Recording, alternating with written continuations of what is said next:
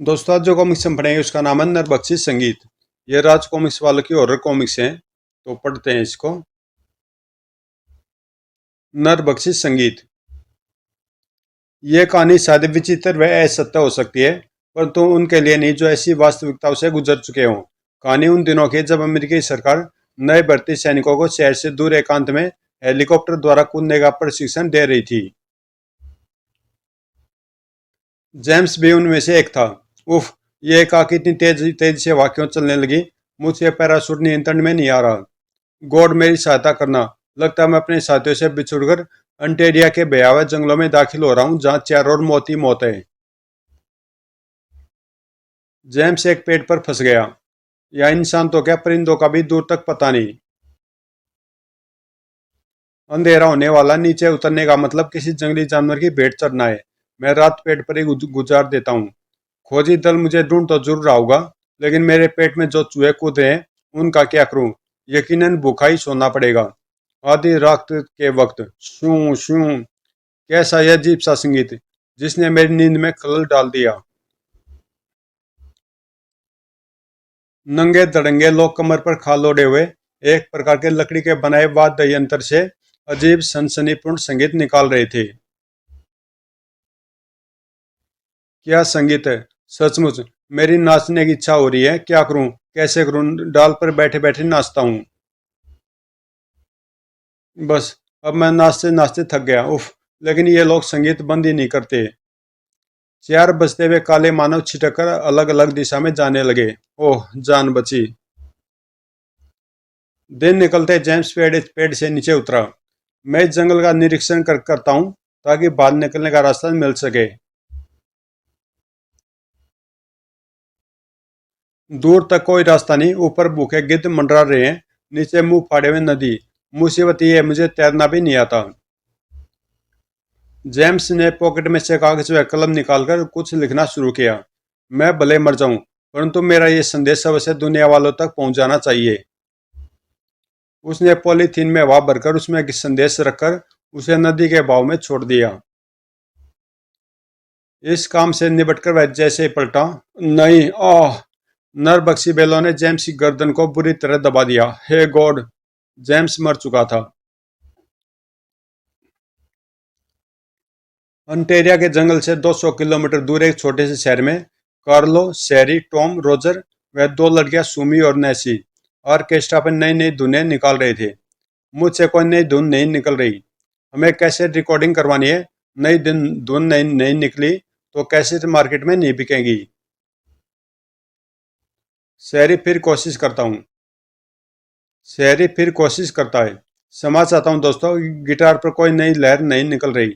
मेरे पास एक आइडिया है, जल्दी बोलो। क्यों न हम समुंदर पर चले, वहाँ टॉम के स्टीमर पर बैठकर ट्राई करें। कुछ ही देर बाद छह और दोस्त स्टीमर पर थे। पता नहीं क्यों तुम लोग धुन निकालने में कामयाब नहीं हो पा रहे। सहसा टॉम, सुमी, नैसी देखो, एक फूली हुई पॉलीथीन जिसमें कुछ दिखाई दे रहा है। पॉलीथीन को निकालकर खोला गया। मैं इंटेरिया के जंगलों में फंसा हुआ एक ऐसा इंसान हूँ। मैंने यहाँ के ऐसे संगीत सभ्य लोगों को एक प्रकार के लकड़ी के वाद्य यंत्र से बजाते देखा है, जिससे सुनने वाला नाचने लगता है। मैं इतना जानता हूँ कि जब तक वो संगीत बजता रहा, मैं नाचता रहा। अगर उस संगीत को कोई समझ ले या उस वाद्य यंत्र का प्रयोग करे, तो यकीनन वो दुनिया में नाम के साथ साथ करोड़ों रुपए का मालिक बन जाएगा। मुझे उम्मीद है मैं भूखा मर जाऊंगा, लेकिन मरता हुआ इंसान झूठ नहीं बोलता। जेम्स। क्या? शेरी, क्या बोलते हो? मैं तो तैयार हूँ, झूठ नहीं है। वैसे भी हम लोग खाली घूम रहे हैं। कैसेट रिकॉर्डिंग में अभी 20 दिन बाकी है। हाँ। निश्चित समय पर उनका स्टीमर समुद्र का सीना चीरता हुआ आगे बढ़ने लगा। काफी देर की यात्रा के बाद स्टीमर अब एक नदी में बढ़ रहा था। अंटेरिया का जंगल यहाँ से करीब 100 किलोमीटर दूर रह जाता है। मेरा एक सुझाव है, अगर कोई वापस जाना चाहते हो तो जा सकता है। हो सकता है वहां मौत का तांडव नृत्य हो। तुम शायद हम दोनों लड़कियों को कमजोर समझ रहे हो, इसलिए ऐसा कह रहे हो। तो मैं अच्छी तरह जानता हूँ, वो संगीत तुम चुराकर अकेले दुनिया में मशहूर होना चाहते हो, मगर हम सब ऐसा नहीं होने देंगे। स्टीमर उन्होंने नदी में छोड़ दिया। 30 किलोमीटर का सफर तय करने के पश्चात हम अपनी मंजिल पर पहुंचे।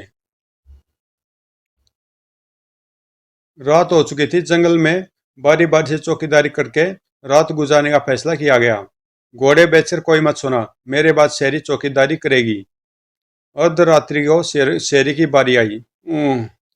शेरी सावधान से, इस जंगल में जानवर कुछ ज्यादा ही हैं। एक आंख वहां काले रंग का आदमी प्रकट हुआ। कौन हो तुम? काले आदमी ने बाएं फैलाकर शेरी को अपने पास बुलाने का इशारा किया। आ रहा हूं मैं। जैसे शेरी काले आदमी के पास पहुंचा, उसने शेरी के गाल पर जोरदार थप्पड़ जड़ दिया। तड़ाक! आह! शेरी हवा में उछलकर अपने दोस्तों के ऊपर जा गिरा। ये क्या बदतमीजी है? मेरी नींद क्यों खराब कर दी? क्या हुआ शेरी? एक काले आदमी ने मुझे बुलाकर थप्पड़ मारा और मैं हवा में उछलता हुआ तुम लोगों के ऊपर गिर गया। झूठ बोलते हो तुम। कोई भला ऐसा क्यों करने लगा? शेरी ने अपना गाल दिखाया। शायद मैं झूठ बोल रहा हूँ, ये देखो। नहीं, ये झूठलाया नहीं जा सकता। शेरी के गाल पर काले आदमी के हाथ की 5 उंगलियां छप गई थी। फिर कोई खास घटना नहीं घटी और सुबह हो गई। अपना सामान भूलना नहीं। नक्शे के अनुसार अंटेरिया का घना जंगल 50 किलोमीटर के क्षेत्र में फैला हुआ है और अंटेरिया से हम केवल आधा किलोमीटर दूर हैं। और कुछ ही देर बाद अब हम एंटेरिया के जंगल में हैं। सर्वप्रथम हमें रहने के लिए स्थान ढूंढना होगा। अच्छा साहब। अरे वाह, ये बंगला कितना सुंदर है। मेरे ख्याल से ये पूर्ण रूप से खाली है। ये बंगला शायद किसी फॉरेस्ट ऑफिसर ने बनवाया है। और नहीं तो क्या आपने बनवाया है? बंगले में खाना खाने के बाद रोजर और कार्लो घूमने निकले। रोजर, तुम ये देख चुके हो कि जंगल में कितना डरावनापन है। इससे प्रतीत होता है कि यहाँ कोई नहीं रहता। तुम्हारा मतलब वो संदेश झूठा था? झूठा भी नहीं कह सकते, परंतु हमें यहाँ आए हुए 4 घंटे हो गए हैं। ऐसा कोई भी तथ्य सामने नहीं आया जिससे कुछ सत्यता नजर आती हो। अरे ये क्या टकराया मेरे पाँव से? मानवीय कंकाल। अंगूठी पर जेम्स लिखा है। उस संदेश पर भी यही नाम था। दोनों वापस बंगले पर पहुंचे। कहाँ गए थे तुम लोग? चाय कब से तुम्हारा इंतजार कर रही है। मौत की शक्ल देखकर आ रहे हैं। कार्लो ने जेम्स के विषय में बता दिया, साथ में सुमी को अंगूठी भी थमा दी। तो ये उसी जेम्स की अंगूठी है। हो सकता हम भी ऐसी किसी मौत के भागीदार बन जाए। और रोजर, बेकार की बातों में वक्त बर्बाद न करो। हम सब थके हुए हैं, इसलिए अभी तो सोएंगे और सुबह उठकर उस संगीत की तलाश करेंगे। और खर आधी रात होते बंगले से दूर जंगल में संगीत लहरी ने बंगले के 6 मेहमानों को जागने के लिए विवश कर दिया। ये कैसा संगीत है जो नाचने को मजबूर कर रहा है? नाचना शुरू करो। सुबह के 4 बजे तक वह संगीत बजता रहा और वे नाचते रहे। अब हम थक गए। मुझे तो नींद आ रही है। और फिर 3 दिन तक ऐसा ही होता रहा। हर रात 12 बजते वे संगीत की लहरी पर नाचना शुरू करते और सुबह 4 बजे संगीत रुकने पर थक कर सो जाते। रात के संगीत ने हमें कुछ सोचने का अवसर ही नहीं दिया।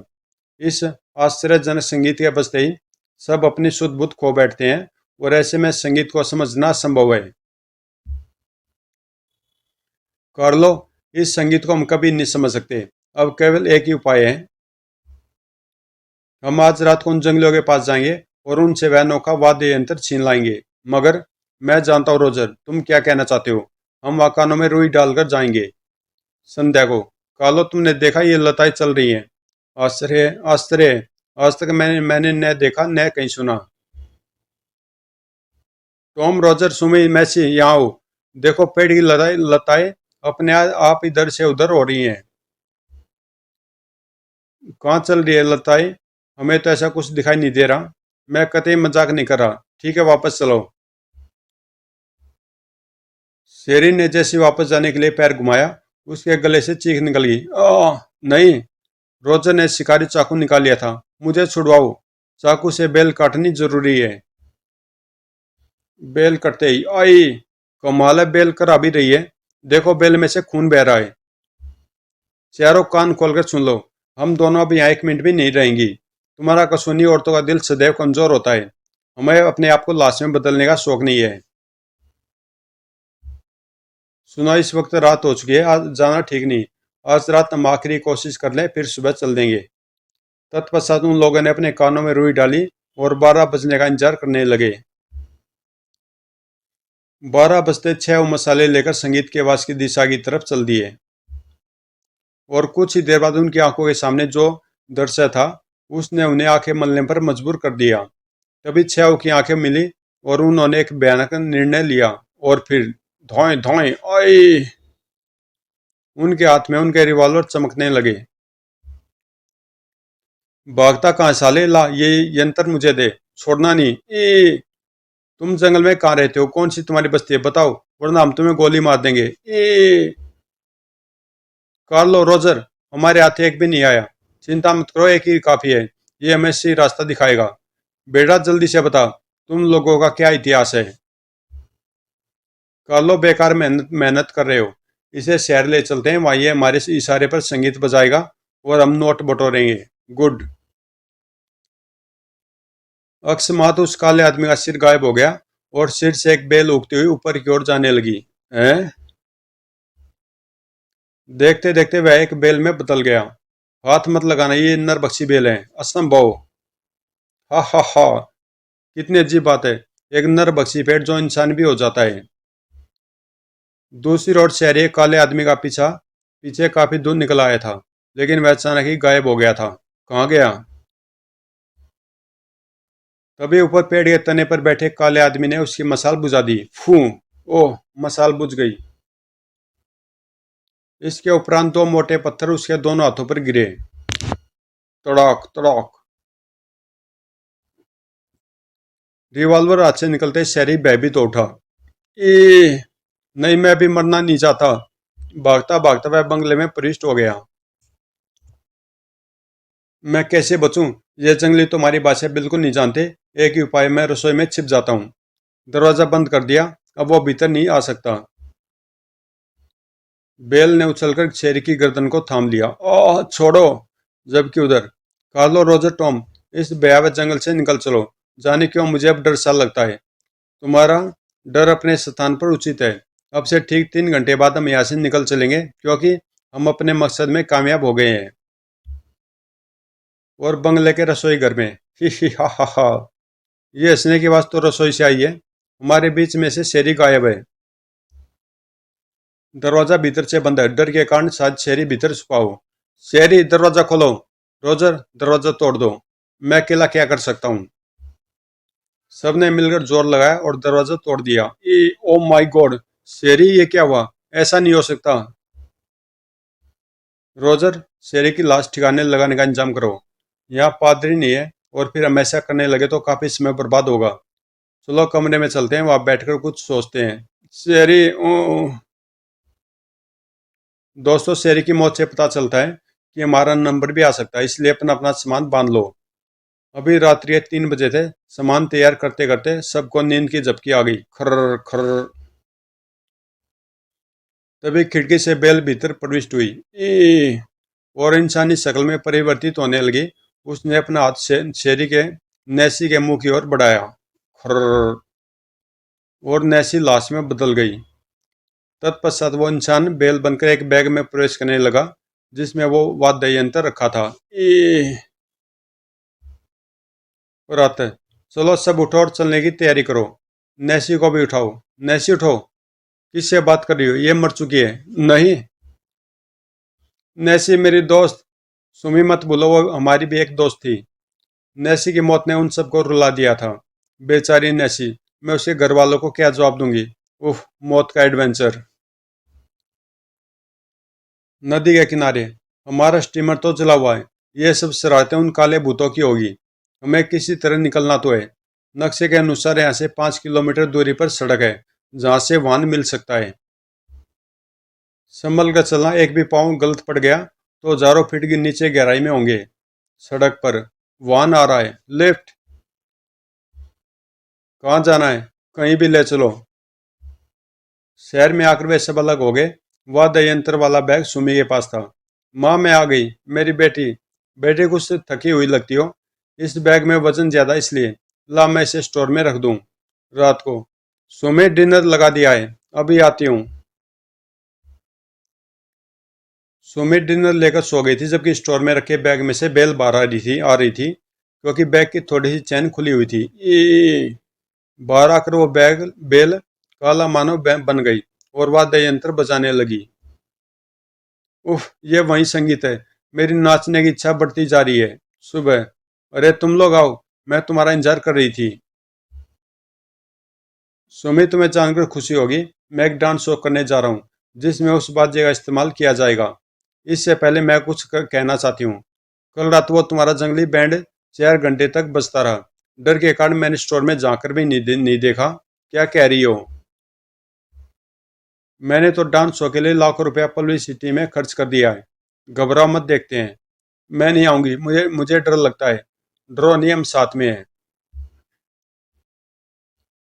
स्टोर रूम का दरवाजा खोला गया। ये रहा वो बैग। लाओ मैं खोलता हूँ। ये क्या? इसके साथ नरबक्षी बेल। इसका मतलब ये बाजा इसी ने बजाया होगा। इस बेल के टुकड़े टुकड़े करके रख दो। हाँ, साथ ही हर एक टुकड़े को जमीन में दबाना होगा। तुरंत उसे काटकर दबाने का निर्णय ले लिया गया। कटकटाक आए। देर मत करो। पुराने क्लॉक टावर के पास कोई नहीं रहता, वहां दबा देते हैं। चलते रहो। वे सब आगे निकल गए और बेल का एक टुकड़ा पीछे गिर गया। ई, थोड़ा और गहरा गड्ढा खोदो। खट खट। बेल को दबाने के बाद चलो, जल्दी इस मुसीबत से छुटकारा मिल गया। अब एक शानदार शो होगा जिसमें नाम के साथ काफी रुपया भी आएगा। रात होते ही वो बेल हाथ में बदलने लगी। आई। और वो हाथ शहर की ओर जाने लगा। वो आई। एक स्टेडियम के बाहर। कार्लो द्वारा दावा। कार्लो द्वारा दावा, एक ऐसा संगीत जिसके सुनते ही आप नाचने लगेंगे।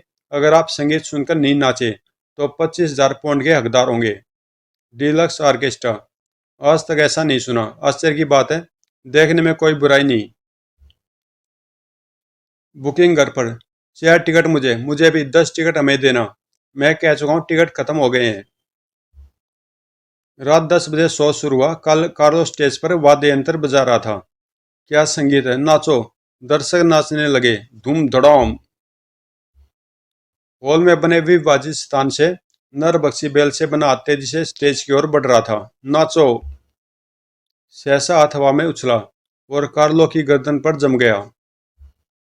संगीत रुक गया। ये क्या है? कार्लो, मैं आ रहा हूं। भागो, ये कोई भूत है। टॉम ने जोर लगाया। कार्लो मर चुका है। कटा हुआ हाथ वापस उछला और बात जाने लगा। हट जाओ, मुसीबत सिर पर है। सिगर पुलिस आ गई। मैं कहता हूँ, भीड़ एकत्र न कीजिए, हमें अपना काम करने दें। पुलिस की लाख कोशिशें बेकार साबित हुई। अजीब केस है, मेरी तो समझ से बाहर है। क्या कभी कोई कटा हाथ भी इंसान को मार सकता है? मुझे इंस्पेक्टर पैंथर कहते हैं। मैं जिस अपराधी के साथ चिपकता हूँ उसका जोंक की तरह सारा खून निचोड़ लेता हूँ। लेकिन इस केस में अजीब बातें देखी हैं। क्या तुम तीनों इस पर कुछ रोशनी डाल सकते हो? हम तीनों का शुरू से एक ही उत्तर रहा है कि हम कुछ नहीं जानते। तीनों इंस्पेक्टर से निबट कर घर आ गए। समझ नहीं आता वो हाथ क्या था। वो हाथ नरबक्षी बेल का हिस्सा था जो दबाने में कहीं छूट गया होगा। याद आया, वो बेल इंसान भी बन जाती है। ऐसा करते दबा के दबी हुई बेल को जला डालते हैं। इससे शायद उसका उसका अस्तित्व समाप्त हो जाए। रात के सन्नाटे में नरबक्षी बेल को बाहर निकाला गया। अब इसको गॉड भी नहीं बचा सकता। भौक। ओए। रोजर बहुत मुश्किल से खतरा टलाए। मुझे तो अब भी डर लगता है, पता नहीं कब वो किस रूप में आ जाए। सुनो, वो वाद्य यंत्र किसके पास है? मैंने अलमारी में बंद कर दिया है। फिर टॉम दोनों से विदा लेकर अपने घर आकर सो गया। शी खर्र। वो हाथ अलमारी खोलने लगा। फिर आ गया। मैं भी इंतजाम करता हूँ। टॉम ने अपने नजदीक रखी एसिड की बोतल उठाई और सर। आई। हाथ बुरी तरह जल चुका था। अचानक हाथ हवा में उड़ता हुआ टॉम की गर्दन पर चिपक गया। नहीं। दूसरी तरफ। हेलो, मैं रोजर बोल रहा हूँ। आश्चर्य होगा, आपको इतनी रात को जगाना पड़ा। मुझे पैंथर कहते हैं। आपके दोस्त की लाश आपका इंतजार कर रही है। पहले की तरह लाश की भी यही स्थिति है। ऐसा लगता है तुमने किसी की आत्मा को दुख पहुंचाया होगा, वरना एक कटे हुए हाथ का तुमसे क्या रिश्ता है? इंस्पेक्टर वो इंस्पेक्टर अंधेरे में तीर छोड़ रहा था। और इस हिसाब से तुम दोनों का भी कत्ल होना जरूरी है। अगर तुम लोग अभी सच्चाई बता दो तो मैं तुम्हें बचाने का यत्न करूंगा। हमारा पहले वाला ही जवाब है। ठीक है, कभी मेरी आवश्यकता महसूस हो तो जरूर याद करना। सलाह के लिए शुक्रिया। रोजर सोचो, यदि वो यंत्र इंस्पेक्टर के हाथों चढ़ गया तो एक नई कहानी आरंभ हो जाएगी। मैं समझा नहीं। वो जिधर भी जाएगा अपने मौत के कदमों का निशान छोड़ जाएगा। नेसी, कार्लो, टॉम, शेरी, सबके मरने का कारण यही है। मैं समझ गया। मौत से बचने का एक उपाय मैंने सोचा है। क्यों न हम उस वाद्य यंत्र को अंटेरिया के जंगल में छोड़ाएं। हो सकता है मौत का सिलसिला रुक जाए। यकीनन तुम्हारा कहना उचित है, किंतु इससे पहले टॉम के कमरे से यंत्र लाना होगा। रात को होगा तो इसी अलमारी में यही होना चाहिए। सहसा लाइट जल उठी। क्या ढूंढ रहे हो? कहीं से तो नहीं? इंस्पेक्टर तुम्हारे पास ही है। दरअसल मुझे उसी दिन शक हो गया था जब कार्लो के प्रोग्राम के बारे में सुना। मैंने सोचा कार्लो के पास ऐसी कौन सी जादुई चीज है जिसे सुनकर इंसान नाचता रहता है। फिलहाल ये अब मेरे पास है।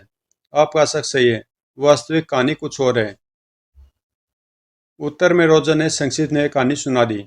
बहुत विचित्र कहानी है। इस हिसाब से तुम लोग भी। हाँ इंस्पेक्टर, हमने सोचा है कि इस यंत्र को अंटेरिया के जंगल में छोड़ाए।